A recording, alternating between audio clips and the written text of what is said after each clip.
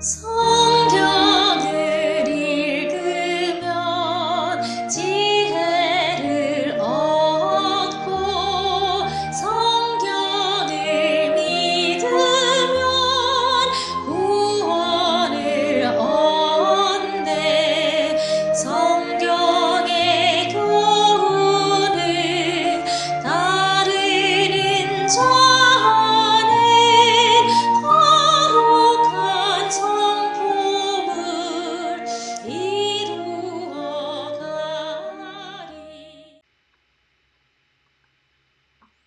매일 아침 말씀 묵상에 오신 여러분들을 진심으로 환영합니다. 9월 14일 월요일 계시록에 나오는 종말의 주제 첫 번째 시간 기억절. 또 보니 다른 천사가 공중에 날아가는데 땅에 거하는 자들 곧 모든 민족과 족속과 방언과 백성에 전할 영원한 복음을 가졌더라. 그가 큰 음성으로 이르되 하나님을 두려워하며 그에게 영광을 돌리라. 이는 그의 심판하실 시간이 이르렀음이니 하늘과 땅과 바다와 물들의 근원을 만드신 이를 경배하라 하더라. 요한계시록 14장 6절 7절의 말씀. 오늘의 말씀 계시록 1장 7절. 볼지어다 그가 구름을 타고 오시리라. 각 사람의 눈이 그를 보겠고 그를 찌른 자들도 볼 터이요 땅에는 모든 족속이 그로 말미암아 애곡하리니 그러하리라. 아멘. 계시록 11장 15절. 일곱째 천사가 나팔을 불매 하늘에 큰 음성들이 나서 이르되 세상 나라가 우리 주와 그의 그리스도의 나라가 되어 그가 세세토록 왕노릇 하시리로다 하니. 계시록 14장. 또 내가 보니 흰 구름이 있고 구름 위에 인자 같은 이가 앉으셨는데 그 머리에는 금면류관이 있고 그 손에는 예리한 낫을 가졌더라. 또 다른 천사가 성전으로부터 나와 구름 위에 앉은 이를 향하여 큰 음성으로 외치이르되 당신의 낫을 휘둘러 거두소서. 땅의 곡식이 다 익어 거둘 때가 이르렀음이니이다 하니. 구름 위에 앉으신 이가 낫을 땅에 휘두르매 땅의 곡식이 거두어지니라.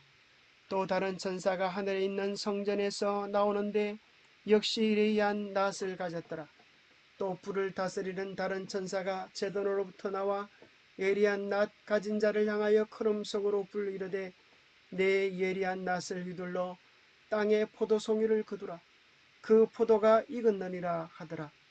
천사가 낫을 땅에 휘둘러 땅에 포도를 거두어 하나님의 진노의 큰 포도주 틀에 던지매 성 밖에서 그 틀이 밟히니 틀에서 피가 나서 말 굴레까지 닿았고 1600 스타디온에 퍼졌더라. 오늘 본문의 말씀을 주제로 복음서의 중심은 무엇인가? 계시록의 중심은 무엇인가? 오늘 우리는 주님의 초청에 어떻게 반응해야 할까 하는 것을 생각해 보겠습니다. 자, 복음서는 어떤 것을 중심으로 할까요? 복음, 기쁜 소식이라고 하는 것은 죄로 말미암아 죽을 운명에 처한 우리에게 주어진 기쁜 소식은 곧 우리의 죄를 대속하기 위하여 예수 그리스도가 이 땅에 오신다고 하는 것이 기쁜 소식입니다. 그래서 복음은 곧 예수 그리스도이십니다. 교과 172페이지에는 복음서들은 주로 예수님의 초림을 중심으로 기록되었다. 그것은 그분의 탄생, 생애, 사역 그리고 죽음과 부활을 이야기한다. 구약에서 죄로 말미암아 죽을 운명에 처해졌던 인류는 그때부터 메시아를 기다렸습니다. 오래도록 기다렸던 메시아의 선포를 마태복음 1장 1절에는 아브라함과 다윗의 자손 예수 그리스도의 계보라라고 시작합니다. 아브라함에게 약속해 주셨던 그분, 다윗처럼 와서 우리에게 새로운 평화의 왕국을 이루실 그분이 곧 예수 그리스도라고 하는 것입니다. 또 마가복음 1장 1절에는 하나님의 아들 예수 그리스도의 복음의 시작이라. 죄로 말미암아 죽을 우리를 위하여 하나님이 그의 아들을 보내셨는데 곧 예수 그리스도가 오셔서 복된 소식을 선포하는 그 위대한 역사의 시작이라고 기록해 줍니다. 그러면 최초로 예수님의 초림에 대하여 약속한 성경절은 어디일까요? 그것을 원복음이라고 하는데, 원복음은 어디에 나옵니까? 창세기 3장 15절의 말씀입니다. 내가 너로 여자와 원수가 되게 하고 내 후손도 여자의 후손과 원수가 되게 하리니 여자의 후손은 내 머리를 상하게 할 것이요 너는 그의 발꿈치를 상하게 할 것이니라 하시고, 아담과 하와가 죄를 지어 죽을 운명에 처했을 때 우리 주님은 뱀과 여자의 싸움이 시작되었다고 선포하십니다. 여자는 하나님의 교회를 뜻하고 뱀은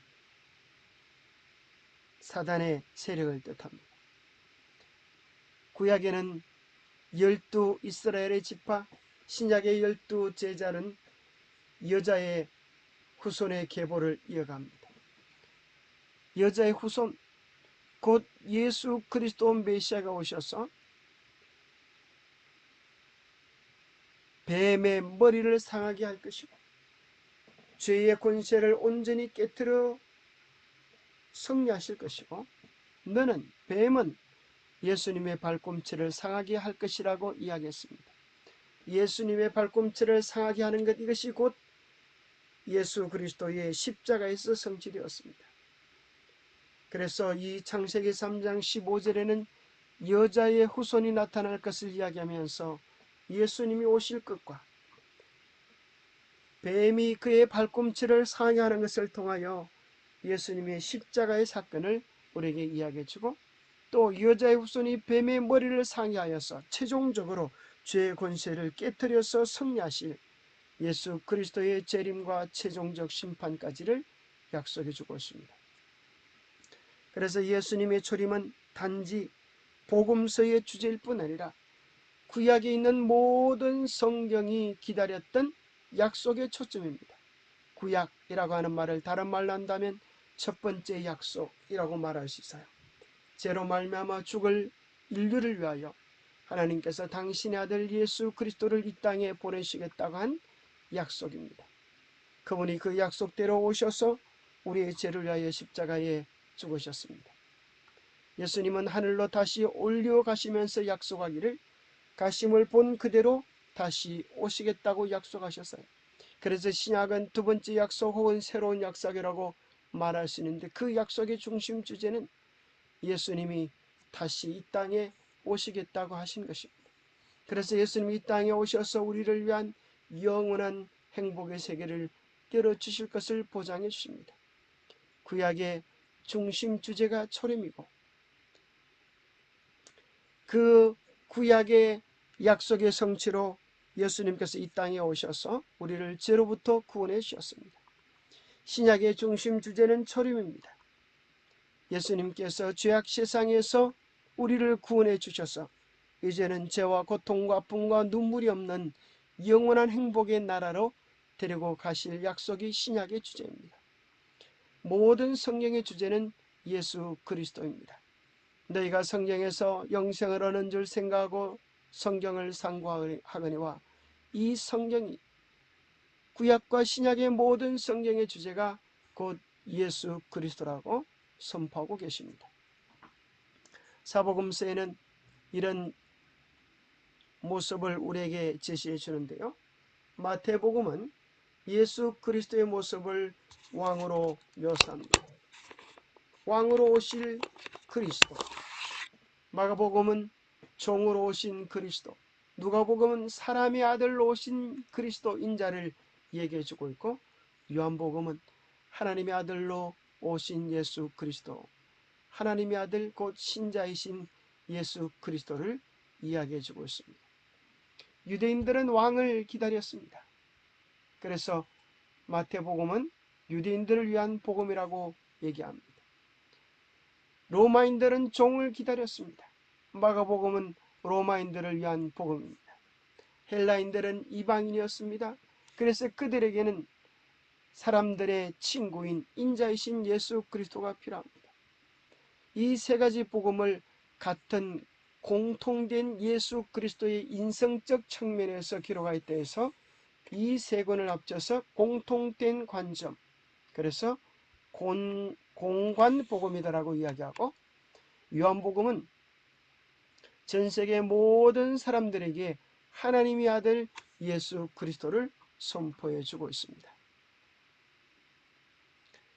그래서 여기 밑에 있는 퍼센테이지에 나오는 것처럼 공통된 내용이 마태복음에는 58%, 마가복음에는 98%, 누가복음에는 41%가 있지만은 요한복음은 그것과 다른 8%의 공통적인 내용을 담고 있지 않습니다.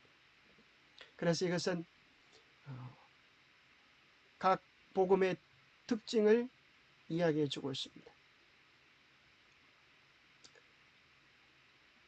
사복음서 내용 가운데 마태복음에는 설교에 대한 내용이라고 하면, 설교에 대한 많은 부분들을 할애하고 있다고 하면, 마가복음은 종이 되어서 예수님께서 우리의 피로를 채우기 위하여 여러 곳을 분주히 다니면서 기적을 베푸시는, 일을 이루시는 모습이 기록되어 있고, 누가복음에는 우리의 다정한 친구가 되어서 여러 비유들을 통하여 우리의 삶의 실질적인 피로를 채우시는 그런 예수님에 대한 이야기가 기록되어 있다고 하면, 요한복음은 사건 다음에 그 사건에 대한 영적 의미들을 풀어주는 교리들로 기록되어져 있습니다.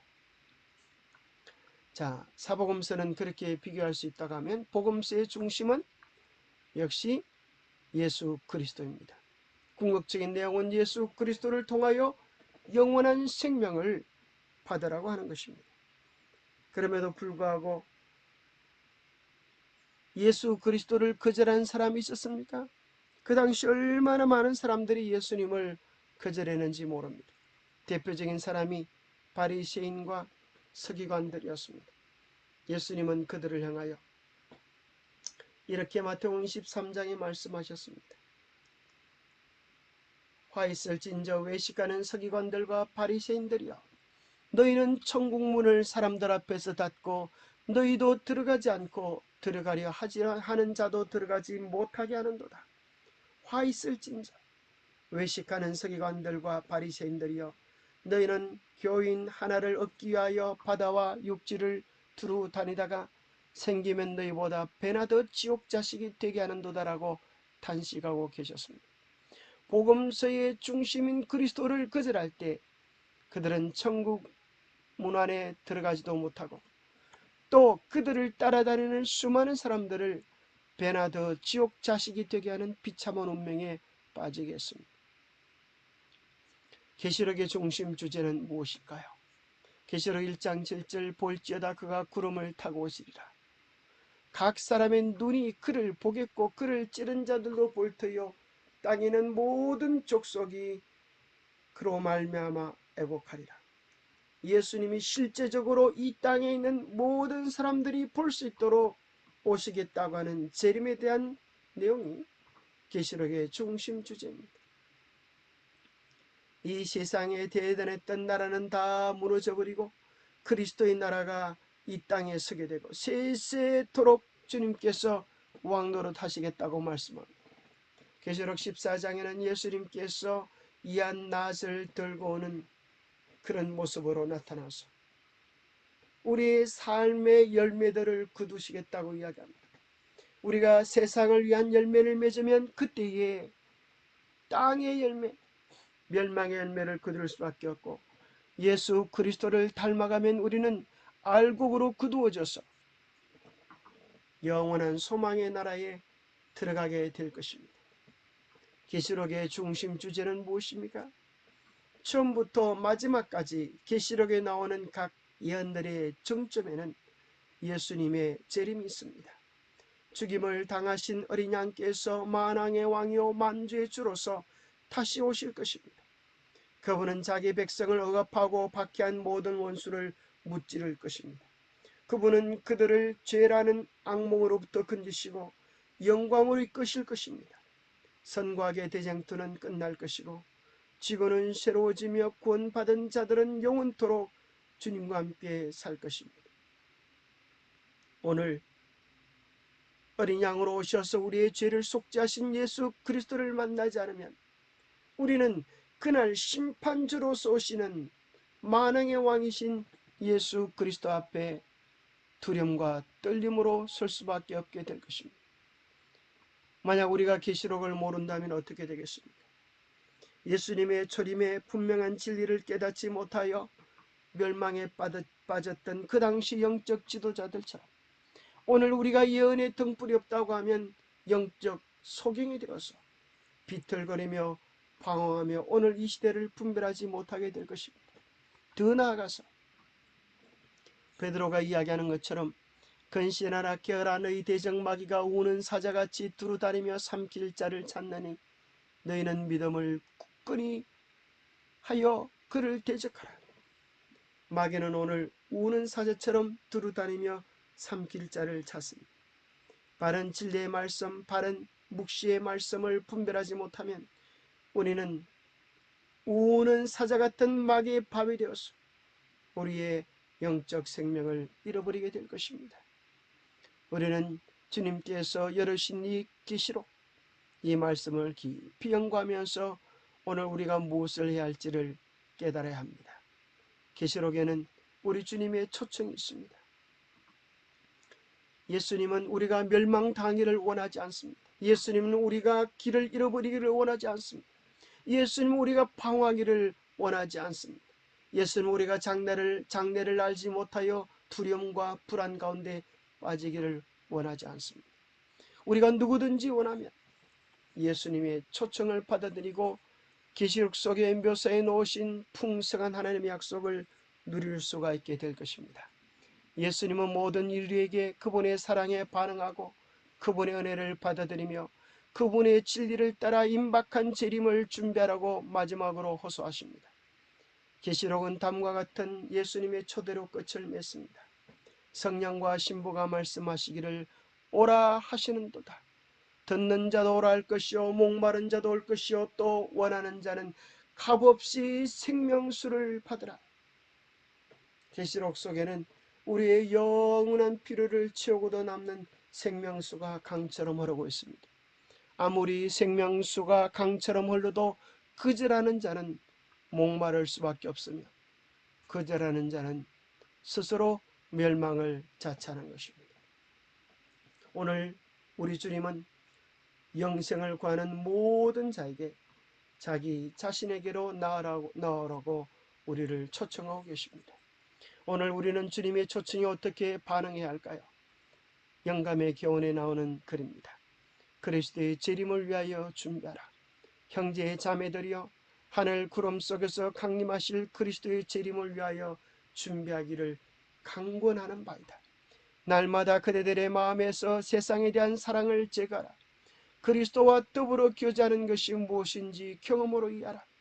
그리스도께서 모든 믿는 자들에게서 찬양을 받으시며 오실 때 그대들이 평강 가운데서 그분을 맞이할 사람들 속에 있도록 심판을 준비하라. 오늘 우리 주님은 우리를 향하여 호소하십니다. 세상에 대한 너희들의 관심, 세상에 대한 애정의 줄을 끊어버리고 이제 예수 그리스도의 사랑에 온전히 합하라. 그리스도와 더불어 교제하는 것이 무엇인지 경험으로 맛보라라고 우리를 초청하고 계십니다. 매일 우리의 마음의 중심, 생각의 중심을 주님께 드려서 매일 주님과 교제하는 삶의 복을 누리게 되기를 바랍니다. 교훈 계시록의 핵심 주제는 예수님의 재림이며 우리는 그분의 사랑과 구원을 받아들이도록 세상 모든 사람을 초대하라는 선교 사명의 부름을 받고 있습니다. 기도하겠습니다. 하나님 아버지, 오늘 이 시대 가장 중요한 신앙적 주제가 우리를 다시 데리러 오시는, 우리에게 영원한 천국을 주기 위하여 다시 오실 예수 그리스도의 재림입니다. 그런데 오늘날 많은 사람들은 이 중요한 재림에 대한 이야기를, 재림에 대한 준비를 신앙적인 대화조차도 피하려고 합니다. 주님, 저희에게 지혜를 주시옵소서. 우리의 마음이 먼저 주님의 사랑 안에 뜨거워지고 이 재림의 기별로 충만케 하여 주시고 우리 주위에 있는 사람들을 주의 재림을 위하여 준비시킬 수 있도록 우리를 도와주시옵소서. 그들로 하여금 이 중대한 문제를 마주하며 어린 양의 초대에 응답할 수 있도록 우리를 주의 사랑의 도구들로 사용하여 주시옵소서. 주님께서 오늘도 우리와 함께 하시고 주님의 축복의 통로 삼아 주시옵기를 우리 주 예수 그리스도 이름 어지하여 간절히 간구하옵나이다. 감사합니다. 오늘도 주님과 함께하는 복된 이날 하루 되시기를 간절히 바랍니다. 감사합니다.